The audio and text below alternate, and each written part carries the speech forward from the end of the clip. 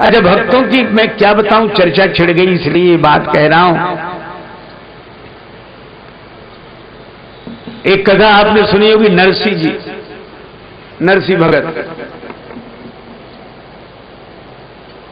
3 महात्मा हुए, एकनाथ जी, तुकाराम जी, नरसिंह जी। एकनाथ जी, ये तीनों गृहस्थ संत हुए।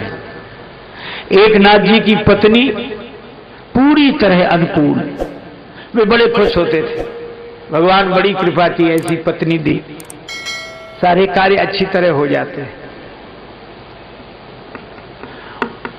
और संत तुकाराम जी की पत्नी रखूबाई पूरी प्रतिकूल।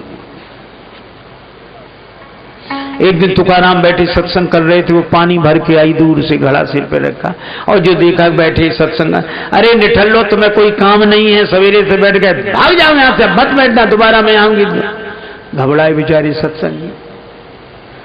तुकाराम बैठे रहो, बैठे रहो। दोबारा फिर आई, वो देखा बैठे तो पानी से भरा घड़ा ही पटका नरसिंह जी के ऊपर, भड़ाक से फूट गया, भीग गए और सब। नरसिंह जी हंसकर बोले, हमने सुना था जो गरजते हैं बरसते नहीं, पर हमारी पत्नी गरजती भी है बरसती भी। पहले गरज गई, अब आके बरस गई। खेत में बहुत से गन्ने हुए, बाजार बेचने गए तुकाराम जी, रास्ते में बाल गोपाल मिल गए, जय हो गोपाल जी, लो गन्ना खाओ, लो। सारे गन्ने बांटा, एक बचा।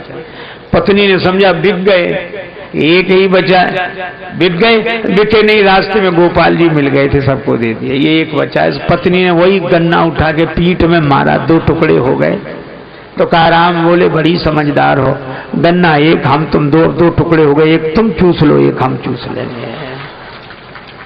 अब ये तुकाराम भी कहते, भगवान की बड़ी कृपा है, ऐसी प्रतिकूल पत्नी दी है तो भगवान में मन आसानी से लग जाता है, नहीं तो इसी में लगा। और नरसिंह जी की पत्नी कीर्तन करने गए, स्वर्ग से हार गई। बोले ये भी अच्छा रहा, अनुकूल न प्रतिकूल, भगवान आपकी बड़ी कृपा है। भक्त तो हर क्षण में भगवान की कृपा देखता है। नरसिंह जी को घर वालों ने पहले ही निकाल दिया था, गांव से बाहर रहते थे। एक टीला था, वहीं अपनी झोपड़ी बना ली, एक ही काम, श्री कृष्ण गोविंद हरे मुरारे, हे नाथ नारायण वासुदेवा, राधा कृष्ण यही।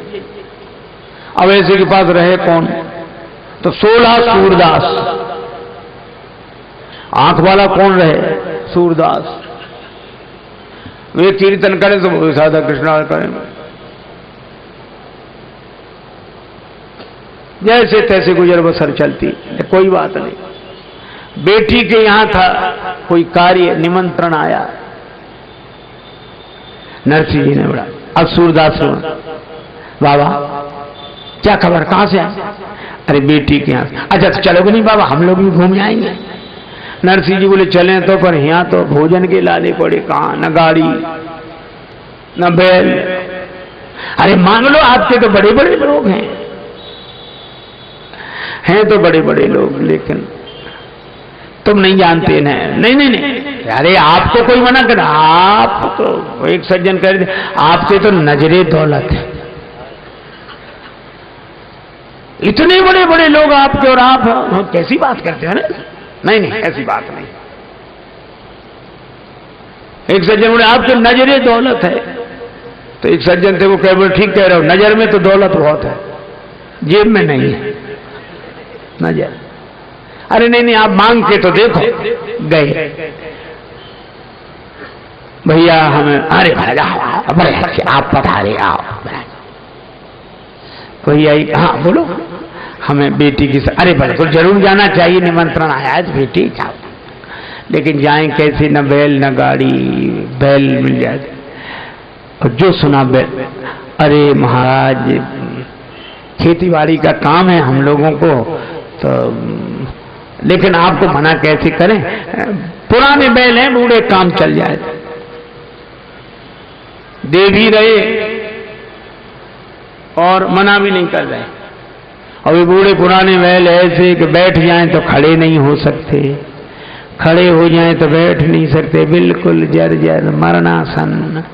भक्तों ने सोचा कि कुछ दिन बाद तो भगवान के यहाँ जाने ही वाले हैं, उसके पहले भक्त ही के यहाँ चले जाएं, अच्छा है। ले जाओ, ये महाराज और तो। और नरसिंह जी बड़े बड़े दिया तो कम से कम। इसी तरह टूटी फटी पुरानी गाड़ी मिली, जोत दी नरसिंह जी ने। भगवान जाने कैसे बने होंगे 16 साधु और 17वीं नरसिंह। उन 16 के तो आंख थी नहीं, नरसिंह जी ने और आंख बंद कर ली। अब गाड़ी चली। श्री कृष्ण गोविंद हरे मुरारे, हे नाथ नारायण वासुदेव। श्री कृष्ण गोविंद हरे मुरारे, हे नाथ नारायण वासुदेवा। श्री कृष्ण गोविंद हरे मुरारे, हे नाथ नारायण वासुदेवा। श्री कृष्ण गोविंद हरे मुरारे, हे नाथ नारायण वासुदेवा। श्री कृष्ण गोविंद हरे मुरारे, हे नाथ नारायण वासुदेवा। जय श्री कृष्ण गोविंद हरे मुरारे, हे नाथ नारायण वासुदेवा। श्री कृष्ण। और जब ऐसे निमग्न हुए कीर्तन में, भगवान से नहीं रहा गया, आवाज लगाई पीछे से, कबीरा मन निर्मल भया जैसे गंगा नीर, पाछे पाछे हरि फिरे कहत कबीर कबीर। भगवान, अरे भैया गाड़ी वाले, अब सूरदास सो बाबा जब कोई बुला रहा है। नरसिंह जी ने आंख खोली। भगवान एक युवक के रूप में खड़े कह रहे थे, रे गाड़ी वाले हमें बिठा ले, एक बार गाड़ी थाम, भगत में हार गया। गाड़ी वाले हमें बिठा ले, एक बार गाड़ी थाम, भगत में हार गया। गाड़ी वाले हमें बिठा ले, एक बार गाड़ी थाम, भगत में हार गया। गाड़ी वाले हमें बिठा ले, एक बार गाड़ी थाम, भगत में हार गया। नरसिंह भगत यूं कहने लगे, गाड़ी मेरी पुरानी। नरसिंह भगत यूं कहने लगे, गाड़ी मेरी पुरानी।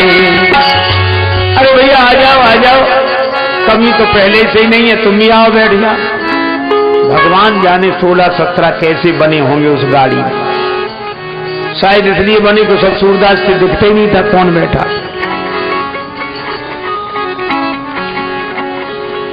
नरसिंह जी ने कहा आओ तुम भी बैठ जाओ, लेकिन एक बात है। क्या बोले? जल्दी पहुंचने की मत कहना, मेरी पुरानी गाड़ी है। भगवान ने कहा चिंता मत कर, गाड़ी तेरी ठीक करूंगा, ये मैंने मन ठानी है। गाड़ी तेरी ठीक करूंगा, ये मैंने मन ठानी है। अच्छा तो भैया कौन हुआ? खाती मेरी जाति भगत जी, कृष्णा मेरा नाम, भगत में हार गया। खाती मेरी जाति भगत जी, कृष्णा मेरा नाम, भगत में हार गया। खाती मेरी जाति भगत जी, कृष्णा मेरा नाम, भगत में हार गया। खाती मेरी जाति भगत जी, कृष्णा मेरा नाम, भगत में हार गया। भगत में हार गया। अरे मैं जाति का खाती हूं, लकड़ी का काम करने वाला। नाम क्या है? कृष्ण। और भैया भैया मुझे लगता है कि भगवान ने कृपा करके ही तुम्हें भेज दिया है। गाड़ी की तो भगवान बोले अभी रुको, गाड़ी लगे सुधारने, हरी हाथ में आ रही थी, और नरसिंह भगत की टूटी गाड़ी प्रभु ने तुरंत सुधारी थी। नरसिंह भगत की टूटी गाड़ी प्रभु ने तुरंत सुधारी थी। गाड़ी सुधर गई। अब नरसिंह जी सिर झुकाए बैठे।